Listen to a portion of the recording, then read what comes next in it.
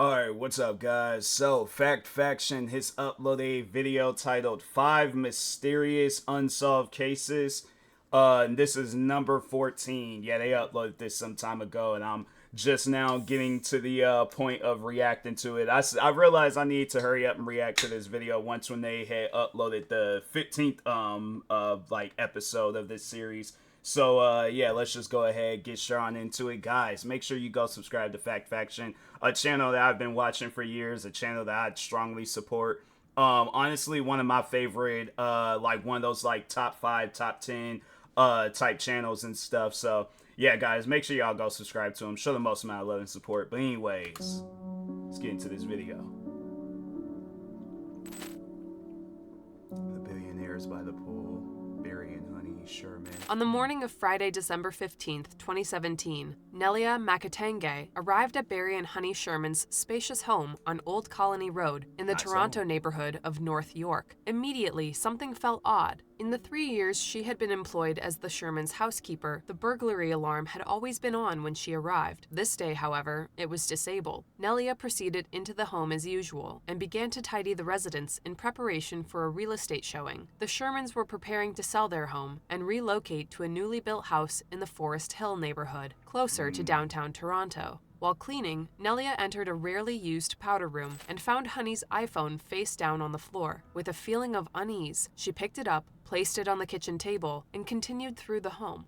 A few hours later, the Shermans' real estate agent, Elise Stern, arrived for the showing. When leading the prospective buyers into the rarely used basement pool area, Elise noticed 2 bodies on the far side of the room. Disturbed by the scene and unsure of what she was seeing, she quickly ushered the guests out. Elise begged Nelia to go downstairs and investigate, but the frightened housekeeper refused, so the family's gardener, Claire Banks, volunteered. She ventured into the basement and discovered 75-year-old Barry and 70-year-old Honey sitting upright on the floor, facing away from the pool. The pool had a railing around the edge, and both of the Shermans had a black belt looped around their neck and tied to the railing. They were clearly deceased.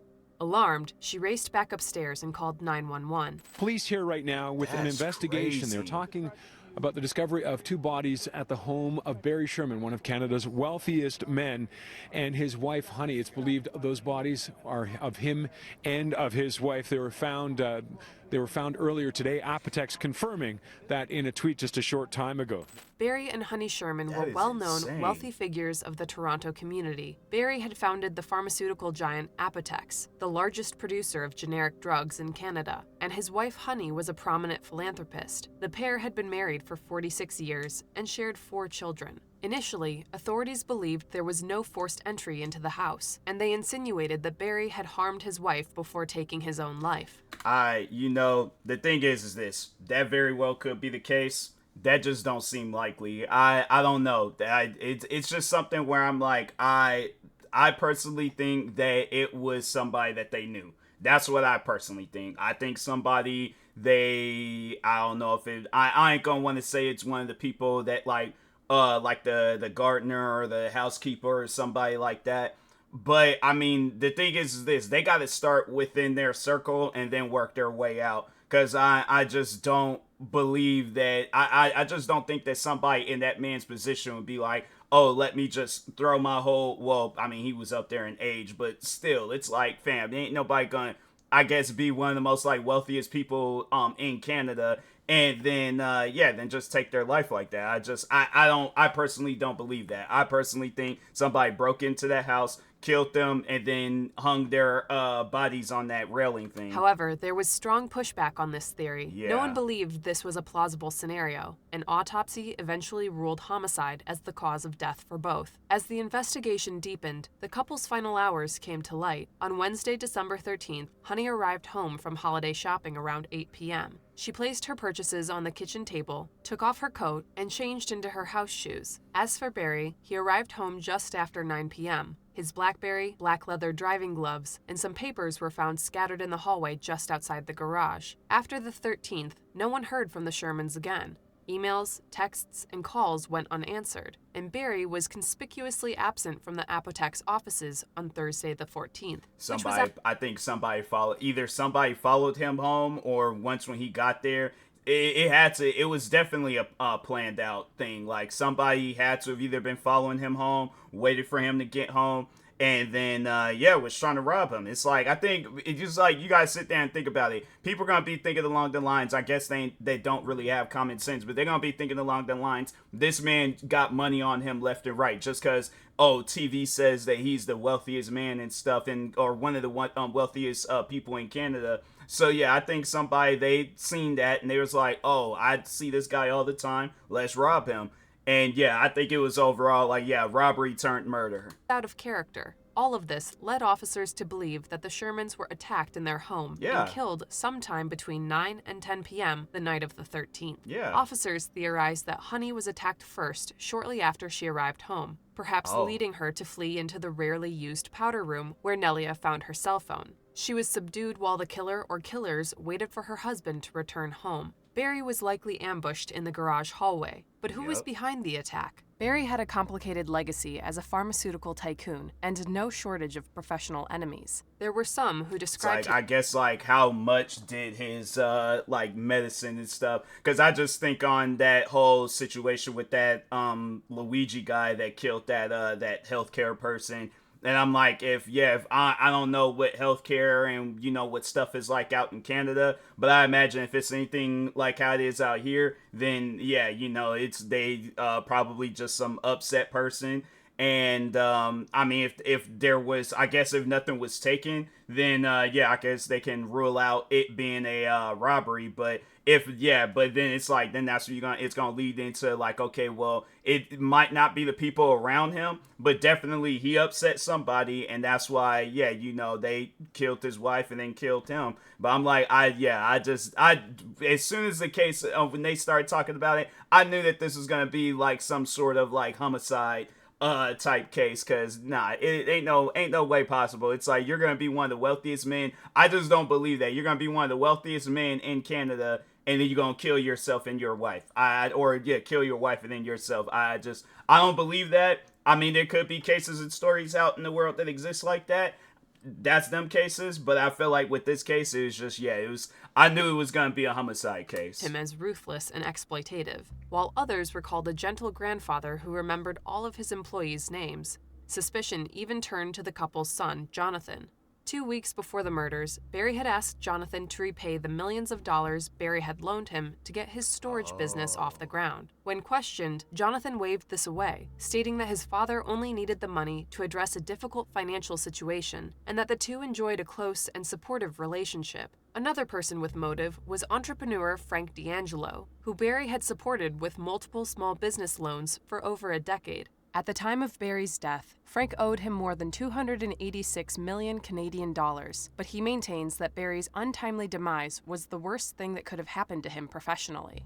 In 2019, a demolition team leveled the house to the ground. Wow. The lot was purchased and then quietly relisted. It is currently for sale at 6.8 million Canadian dollars. I guess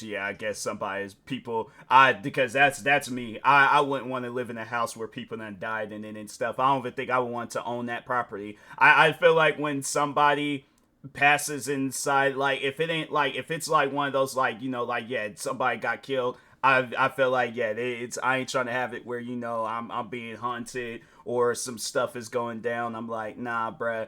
That's something where I'm like, probably for the best. But it looked like it was a nice house, like, based off of how they were showing it. I'm like, it was like, looked like it was a nice home. But when people die in it, that's gonna usually bring the value down. And the address has been changed to 48 Old Colony Road to obfuscate the land's dark past. On December 14th, 2021, Toronto PD released a never-before-seen video of a man in dark clothing walking along a sidewalk in the Shermans' neighborhood. Given the time of the recording, police believe he is a suspect and have urged those who recognize him to come forward. Those with any information on the Shermans' slayings should contact the number on the screen. Man wearing all black clothing, it's like, you can't, you're gonna need different angles, or do like how they did in that Patriots Day movie, start there and then I guess, like, go backwards when it comes to the camera footage, because you ain't gonna find nobody where it's like, if they just it's just a few seconds of them just walking. That's not a good enough video. Definitely gonna need a better video than that. On September 16, 2019, 19-year-old Noema Alavez Perez took her 2 children and her 8-year-old sister to get ice cream. Afterward, the group stopped by Bridgeton City Park in Bridgeton, New Jersey. Like she normally did, she allowed her 2 children, 5-year-old Dulce and her 3-year-old baby brother Manuel, to play by themselves near the swings. Tired and pregnant with her 3rd child, she remained in the vehicle with her sister, about 30 yards away from her children. At this point, news sources differ. Some state that between 4 and 5 p.m., Noema noticed her children were no longer visible, and she left the car to find them. Yeah, you can't. That's the thing where it's like, people are gonna probably, the day when I have kids, they're gonna be like, bro, you can let up off of your kids. Like, you ain't gotta be watching them, fam. I'm gonna be standing right at the edge of that park looking at my kid. I'm like, I'm not breaking no concentration. I'm not breaking nothing. I'm looking at my kid dead on as they going off the swings, going down the slide, running across stuff, swinging off of the monkey bars, locked in on them. I'm like, but I can't be a certain amount of distance away and then I'm just not even paying attention, having conversations and stuff. Yeah, that's something where I'm like, fam, I feel like that's a place where you're gonna hear where most kids get taken is at a park. So it's like, yeah, you gotta, if you don't trust that area, and I guess like you don't know everybody in that area, it's one of those things where it's like, I guess like, yeah, it's something where it's like, you should have known. You should have known that it's like, it's an untrusting area. You don't trust everybody there. You don't know everybody there. You should have been watching them kids. I ain't gonna blame them, but I'm just saying, like, you should have been watching them kids. Only to discover Manuel alone and crying by the swings. When she asked him where his sister was, he pointed vaguely at a nearby cluster of sheds. Other news outlets reported that between 4 and 5 p.m., her son returned to the car, alone and crying. Either way, though Manuel likely witnessed something, he was young and nonverbal at the time. After fruitlessly looking for her daughter, Noema first called various family members, frantically crying and begging for help. Eventually, as more time elapsed with no sign of Dulce, she called 911. 911, where's your emergency? First person. I can't find my daughter. Okay, when was the last time you seen her? We were there at the park and people said that somebody took her. Bridgeton, a small, rural town heavily populated by Latino immigrants, was shaken by the crime. Over 30 police officers arrived to search the surrounding woods and interview anyone present at the park. Along with the foot search, a helicopter search with thermal imaging cameras was conducted, and a nearby body of water was drained, but there was no trace of the little girl. Around 10 p.m. the following day, an Amber Alert was issued for Dulce. Based on eyewitness testimony, the alert noted that Dulce had last been seen with a thin Hispanic man, leading her out of the park and toward a heavily tinted red panel van. He was described as standing between 5'6" and 5'8", having acne and wearing a black shirt, red pants, and orange shoes. However, it was later revealed that this description came from a child. Critics have pointed out that this potentially unreliable witness damaged progress in Dulce's case, as did Noema's delay in contacting the police and the authorities' delay in issuing the Amber Alert. About a month afterward, authorities released a sketch and a description of a person of interest. This man, though he seems to bear some resemblance to the man in the Amber Alert, is wanted for questioning. Police believe that he may have witnessed what happened to Dulce at the park that day. He is described as also being a thin Hispanic male with facial acne and standing at roughly 5'7". But unlike the man in the alert, he was wearing a white t-shirt, blue jeans, and a white baseball cap, and was at the park with 2 young children. According to Bridgeton Police Chief Michael Gaimari Sr., over 300 officers from different agencies have coordinated to work on Dulce's case. More than 1,000 tips have been received, and 500 locations and 200 vehicles have been searched. Sadly, despite all of their efforts, Dulce remains missing, and the man sought by authorities remains at large.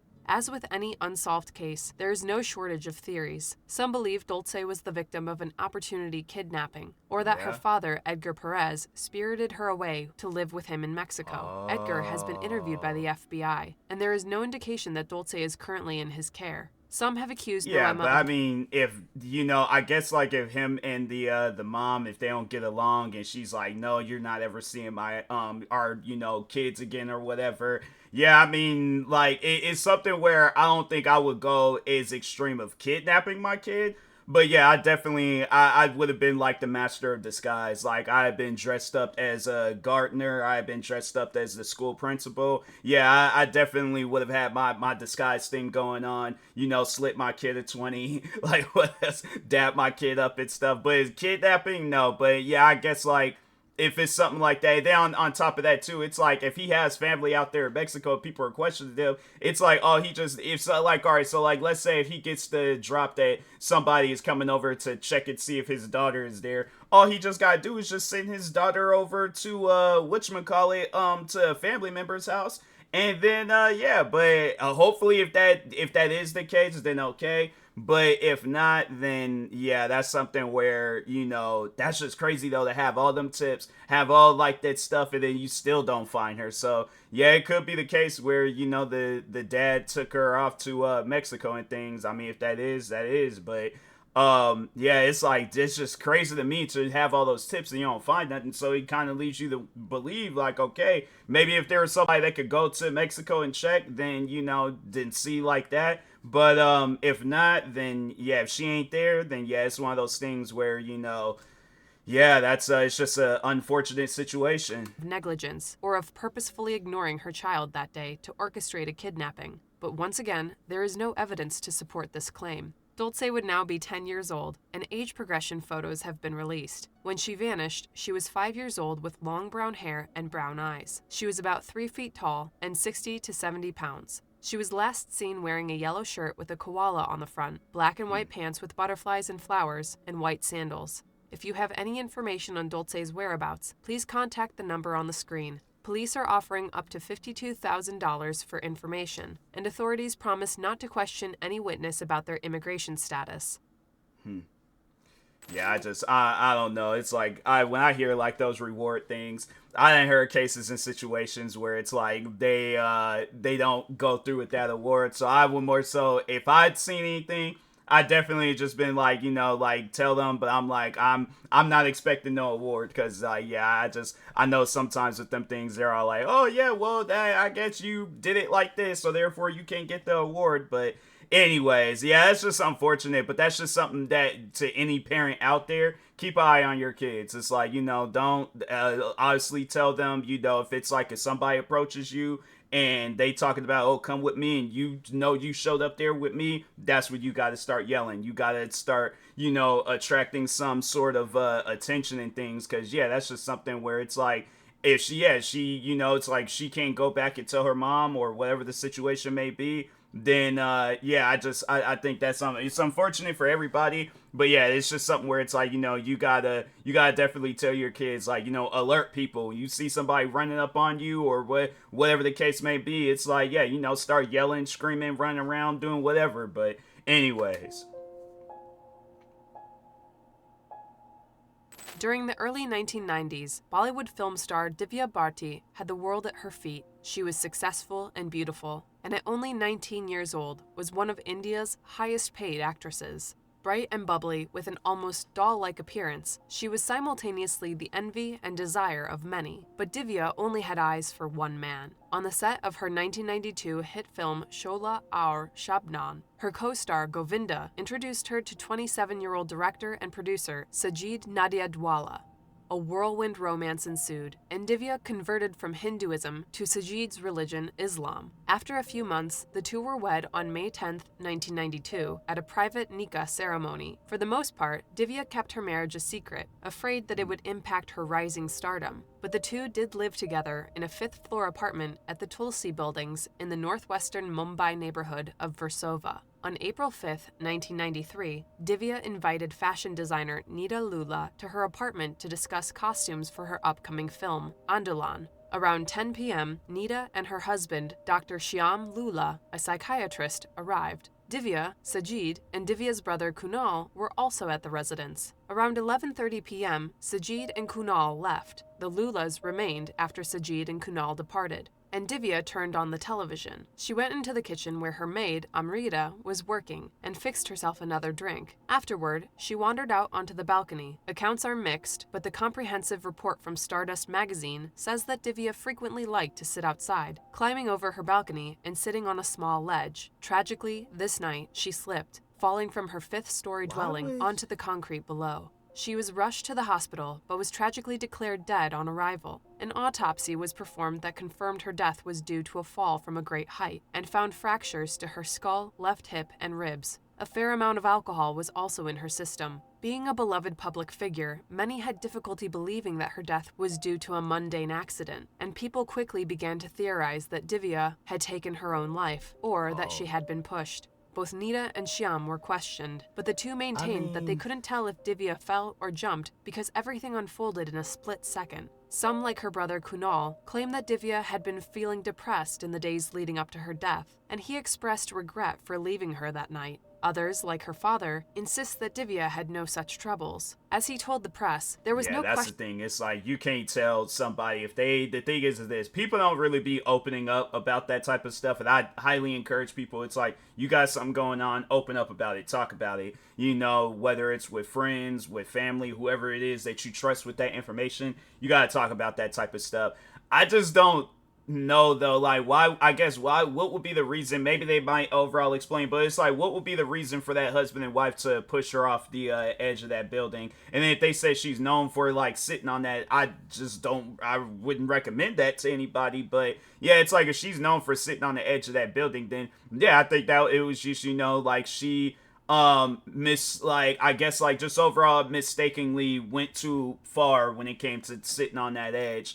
And then, yeah, you know, she slipped. But, yeah, that's just something where I'm like, man, I don't recommend that for nobody. It's like, unless there's like some pad or something where it's like, you know, you can fall, get right back up and be all right. But it's like, if it's just pure concrete ground, even grass, like anything of hard surfaces, and it ain't like no like big giant whoopee cushion like type, yeah, bro, you should not be, no, even if there is like some old big old giant whoopee cushion type thing underneath there, still, that it's like, no, bro, it's something where I'm like, nah, there should be no reason whatsoever why you're sitting on the edge of, you know, your like, you know, just like that area of your apartment and things. I'm trying to think of like balcony and stuff. There should be no reason why you're like sitting on the edge of your balcony, and then, you know, yeah, because that's stuff that crosses my mind. I'm like, I don't want to do with no stuff like that. So yeah, like lean over and look, but yeah, sitting on it, nah, that's taking it too far. Question of suicide or murder, and she was not depressed. She was the kind to give you depression. Other conspiracies hypothesized that Divya was addicted to drugs or alcohol, and that her substance abuse contributed to her demise. Although she had been drinking the night she died, and was possibly drunk, there is no evidence to point to any excessive use.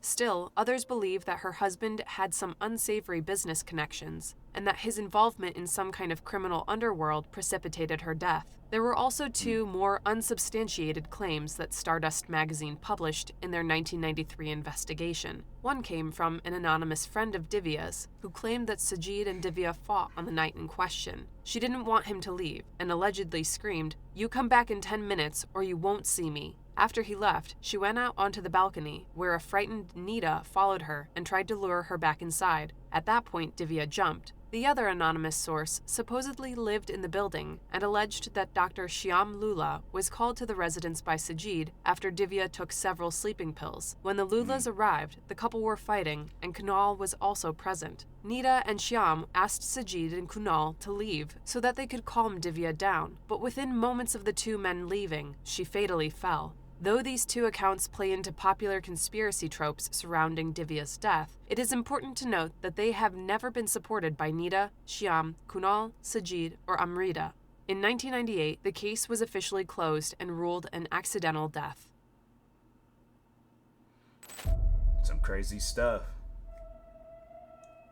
During the summer of 2012, 21-year-old Courtney Stauffer had recently moved into a second-floor apartment at 810 West Main Street in Palmyra, Pennsylvania, with her boyfriend of 9 months, 20-year-old Brad Hare. Like many young adults, the pair enjoyed partying with friends and often invited them over. The night of July 28th was no exception. Courtney and Brad hosted a small group, but eventually, the party got loud, and their neighbors, Janice Rymanschneider and Richard Sheets, who lived below her, and Todd Sasick, who lived in the adjoining duplex, grew irritated. Todd was aware that Brad was on probation for driving under the influence of alcohol and drugs while underage, so he called the police. Around 9 p.m., authorities responded to the call and arrested Brad for violating his probation, leaving Courtney alone in the home. Angry, Courtney called her mother Wendy, letting her know what had happened to Brad, and sharing her fears that he would have to serve the remainder of his 4-year sentence in jail. Wendy invited her over for the evening, but Courtney refused. About an hour later, Courtney received a text from an acquaintance, 29-year-old Corey Pruitt, inviting her out to the gas station bar in Hummelstown. Once there, she met Corey and his friend Milton Rodriguez. The trio took Milton's car and moved on to 2nd Street in Harrisburg, an area popular with young adults for its nightlife. Just before 2 a.m., Courtney was thrown out of the hardware bar on 2nd Street for engaging in a loud argument with suspected drug dealer Arvard Brown and his girlfriend. Once out on the street, she called Corey and Milton, asking them to come outside since she couldn't get back into the bar. The three reunited and headed back toward the Palmyra area with Corey as the designated driver. Around 2:45 a.m., Corey dropped Milton off at home and took Courtney back to her car at the gas station bar. Concerned about her level of intoxication, he followed her home. Upon arriving around 3 a.m., Courtney ran into her neighbors. She blamed them for calling the cops earlier and angrily confronted them. It is unclear from news reports what role Corey played in the altercation, but when Richard called the police at 3:12 a.m. to report that Courtney was making threats toward Janet, Todd, and himself, he mentioned that there was a man with her who was causing problems. 3 minutes later, Palmyra police arrived once more. The neighbors informed them that Courtney started screaming at them while she was out walking her dog, with Todd adding that she kicked him in the leg. Authorities believed that alcohol and the late hour were contributing to the hostile climate, ordered all the residents to go inside and sleep it off.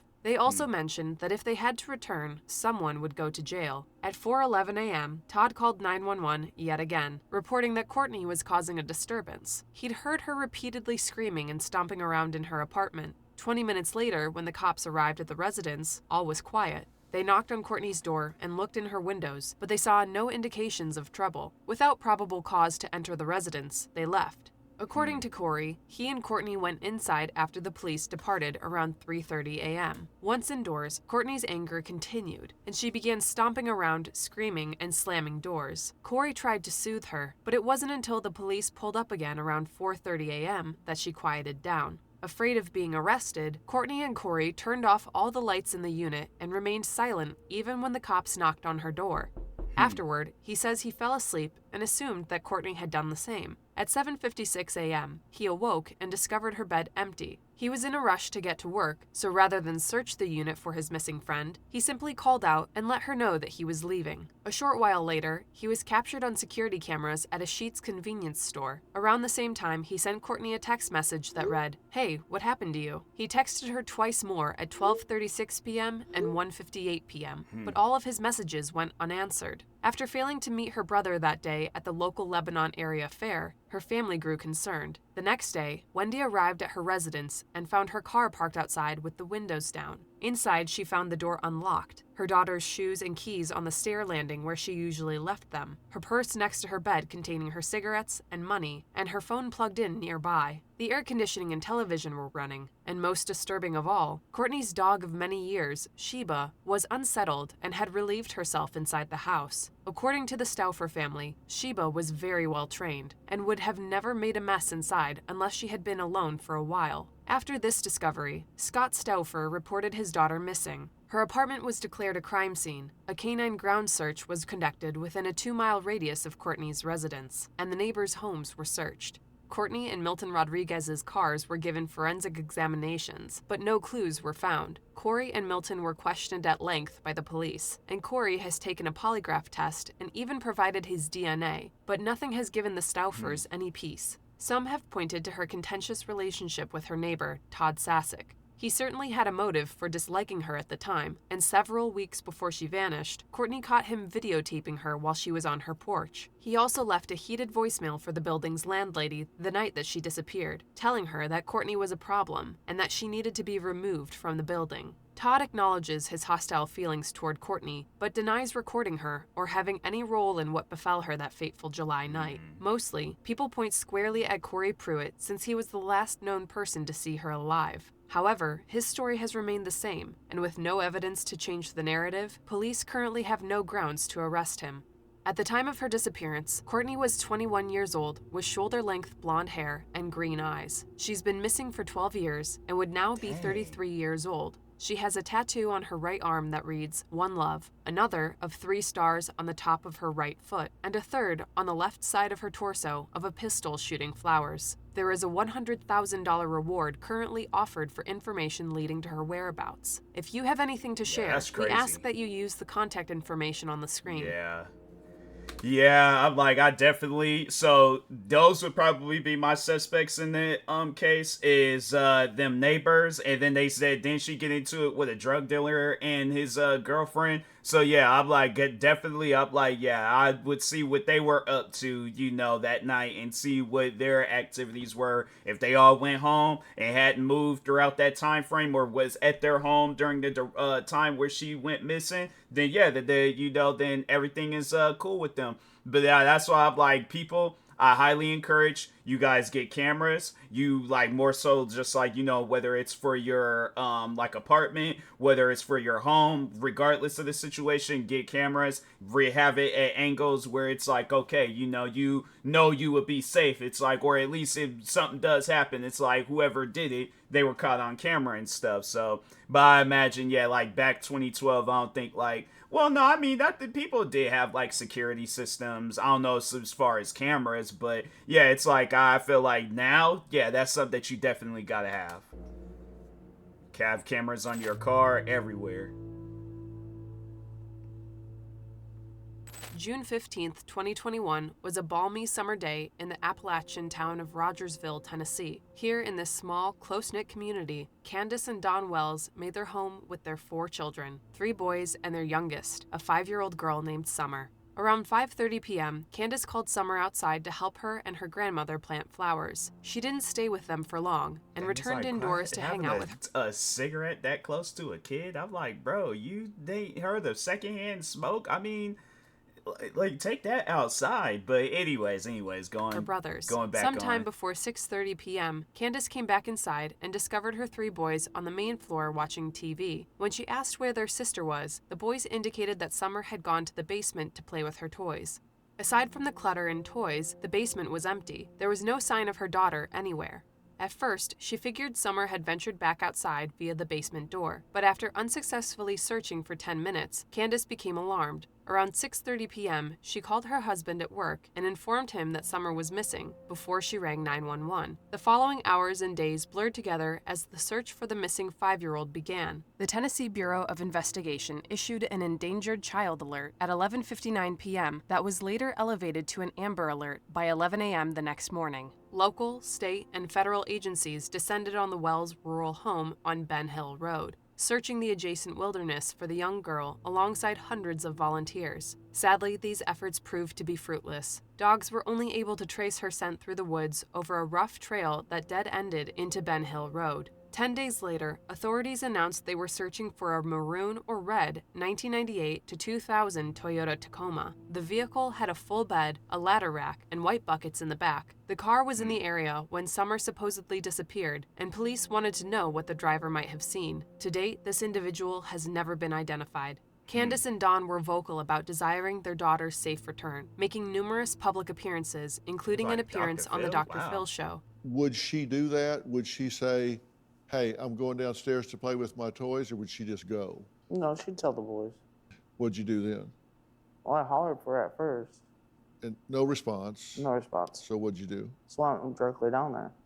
I looked for everywhere I could look, in the room, under the blankets, whatever, and she was gone. Your belief is this might be the last spot that Summer was on the property. Yes, sir. Right there. Yeah.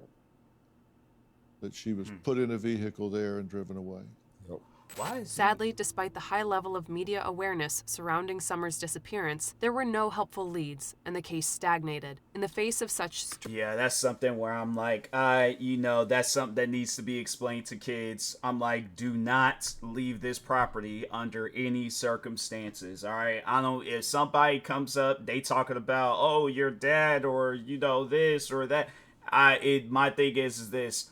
If I call you, or if I let you know that there's going to be people showing up, it's most likely going to be family or people that I trust, where I'm like, okay, I know that they ain't going to do nothing to my kid. But even then, it's like, still, I'm going to be watching them. I'm like, I don't trust my kid in a alone situation and stuff. I mean, yeah, you have a lot of kids, it's going to be hard to watch them all. But still, I'm willing to take up that challenge and things. But yeah, that's something where I'm like, nah, bruh, she should have been underneath somebody's, just overall, like, just, and not under their care, but just being watched and stuff, where it's like, okay, you ain't gotta worry about her going missing, but strange circumstances, anyways. many were quick to point the finger at Dawn and Candace. After all, the pair both sport criminal records. Dawn served time for crimes involving drugs and burglaries during the 90s and early 2000s across the states of Arkansas, Utah, and Texas. He has also violated parole multiple times. Why would Candace you do pleaded guilty to a domestic abuse misdemeanor charge in the state of Wisconsin in 2003. In 2020, Candace filed a protective order against her husband Don, expressing fear for her and her children's safety.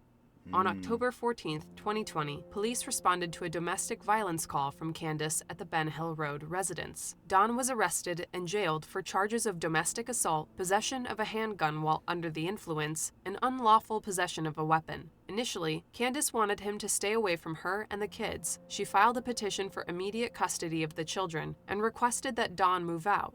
4 days later, for unknown reasons, Candace chose to withdraw the petition. In October 2021, Dawn was arrested again and served a year in jail for driving while under the influence. About a month after Summer vanished, her 3 older brothers were taken by the Department of Children's Services, and according to a blog post from Dawn in 2023, DCS has barred the couple from seeing or calling their sons. Oh, wow. The exact reasons for the sons' removal from the family home is unclear, but when Dawn appeared on Jennifer Youngblood's podcast, J is for Justice, in July 2021, he hinted that his drinking was the root cause. As Jennifer says, he did tell me regarding the boys being taken away that it was due to him having an episode of drinking, and there's other things swirling around the internet that it could be the home life or what's going on right now in Summer's case. A gag order, issued by juvenile court judge Daniel Boyd, has been placed on the DCS case, which bars all involved parties from speaking with the media or any other non-essential people about the boys' current status. Summer's case remains open, and police are still unable to determine if Summer willingly left the property or if someone abducted her. At the time of her disappearance, Summer Moon Utah Wells was 5 years old, 3 feet tall, and 40 pounds. She had short blonde hair and blue eyes, and was last seen wearing a pink shirt, gray pants or shorts, and likely barefoot. Age progression photos of her have been released recently in hopes that they will generate more leads. She would now be 8 years old. If you have any information regarding Summer's case, please contact the number on the screen. We want to hear your theories in the comments. Where are Dulce and Summer? What happened to Courtney? Was Divya Bharti's death really an accident? And just who killed the Shermans? Let us know if there's a case you'd like us to cover in our next installment. Very suspicious Be sure to like cases. and subscribe. And as always, thanks for watching. Yeah, I'm like, you can't look at them cases, talk about like, oh, well, it's probably, nah, all them cases was suspicious. I'm like, you can't convince me otherwise. I'm like, yeah, people randomly going missing, randomly getting killed, and nah, I'm like, there's definitely a motive behind all them cases, and you can't convince me otherwise. But anyways, make sure if you guys haven't though, go subscribe to Fact Faction for more videos like this. Like, subscribe to me too, and I'll talk to you guys later. Thank you guys for watching, and peace.